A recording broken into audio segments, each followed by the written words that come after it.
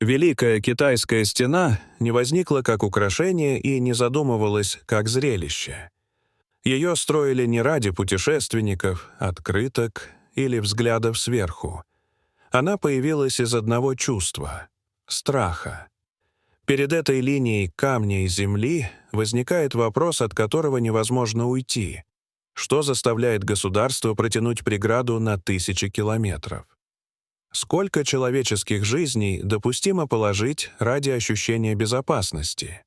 Может ли стена действительно удержать вторжение, или она лишь зафиксирует боль и тревогу, став рубцом на теле Земли? Мы называем ее Великой Китайской стеной, но само это имя слишком поверхностно. Оно не говорит о руках, которые поднимали камни, не вспоминает тело, так и не вернувшееся домой, не хранит в себе ночи, промерзшие до костей, пожары, набеги, правителей, боявшихся темноты и угроз, скрытых за линией горизонта. До того, как стать объектом экскурсий, до камер и организованных маршрутов, эта стена была границей между двумя мирами. С одной стороны находились поля, города, дороги и деревни, где жизнь имела привычный ритм. С другой стороны начиналась пустота, бесконечные степи, всадники, быстрые как шторм, люди, умеющие возникать из воздуха и исчезать, оставляя после себя лишь дым, пепел и страх.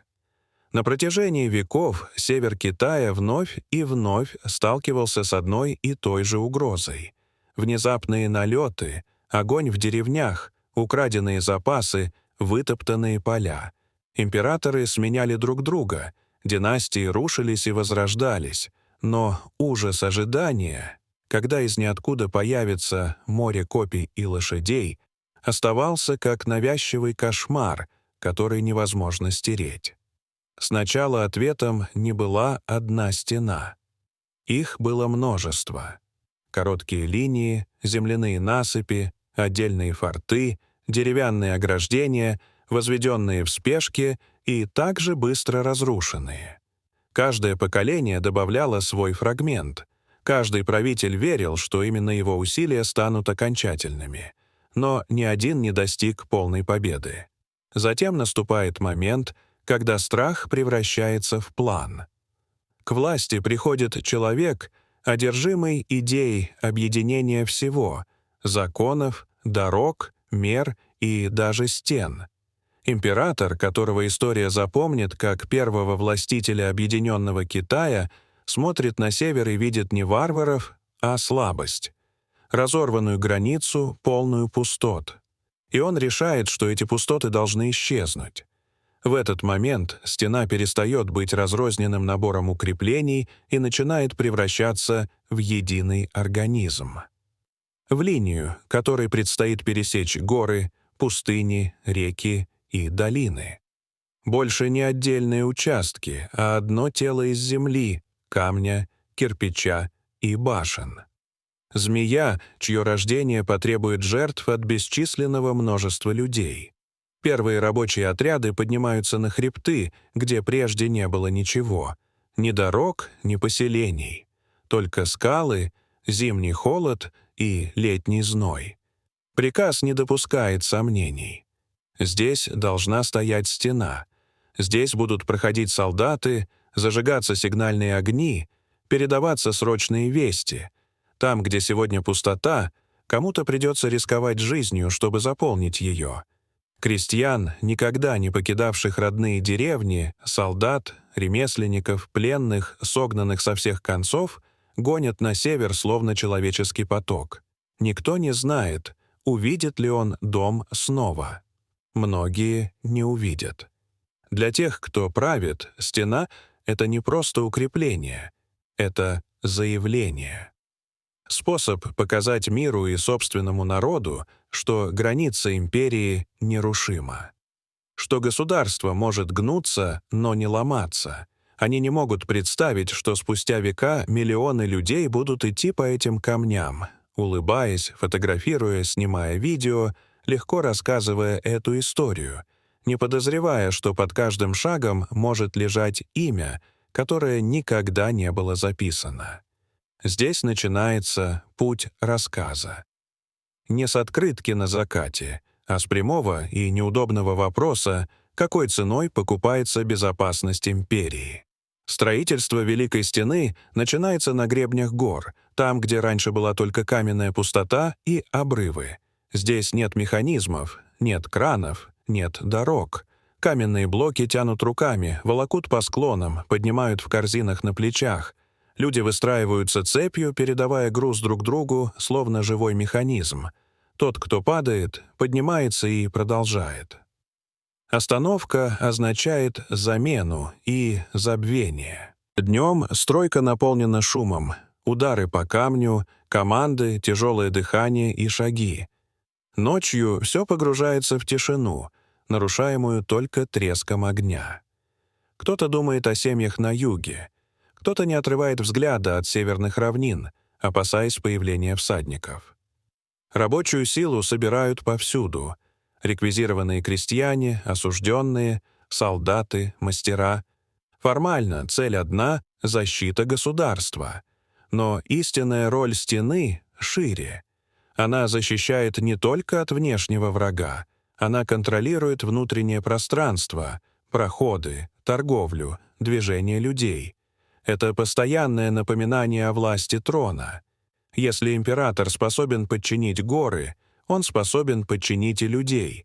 Чем длиннее становится стена, тем очевиднее ее уязвимость.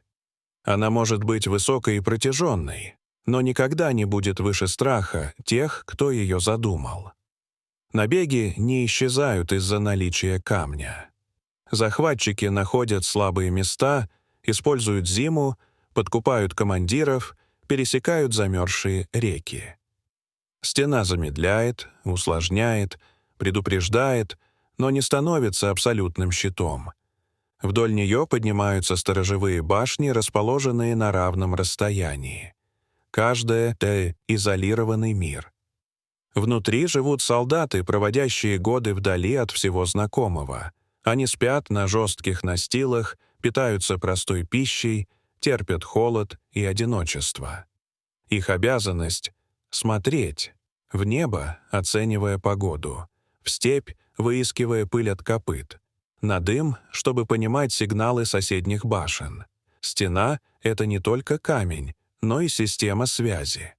В ключевых точках готовы жаровни и топливо.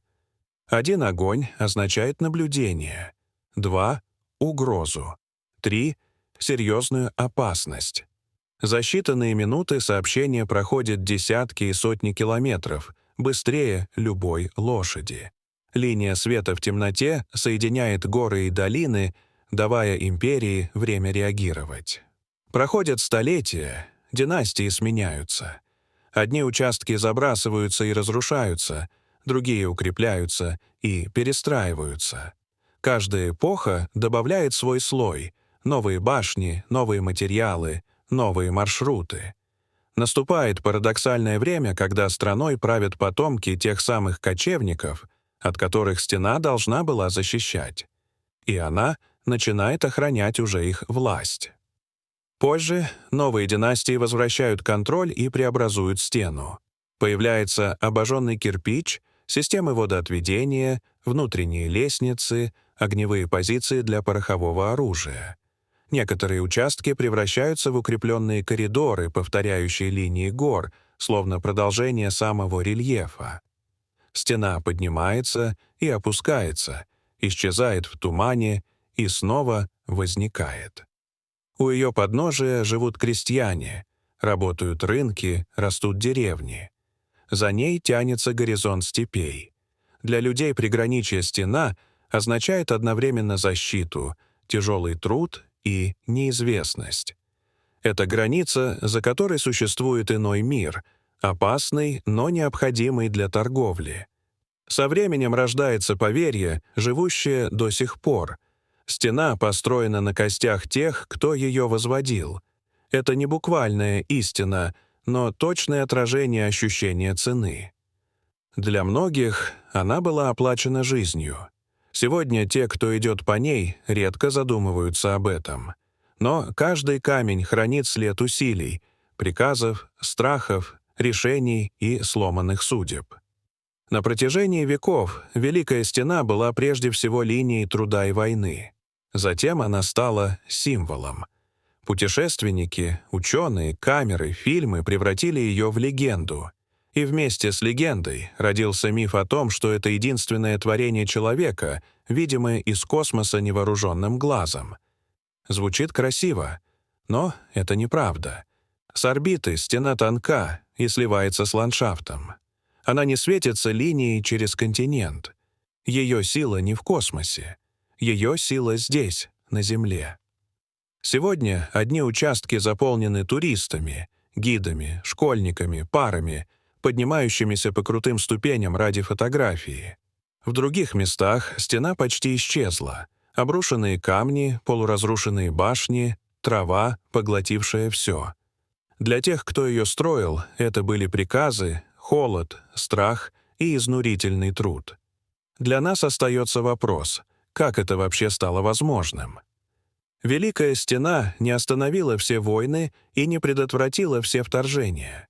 Но она пережила императоров, армии и народы, которые должны были ее бояться. И если однажды вы увидите ее своими глазами, сделайте простую вещь. Остановитесь. Уберите телефон. Посмотрите вверх.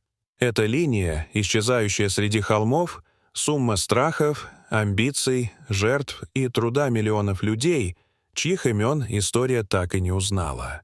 Дорогие зрители, что вы думаете об этой истории? Расскажите, пожалуйста, в комментариях. А если вам понравилось это видео, то ставьте лайк и подписывайтесь на наш канал. До свидания.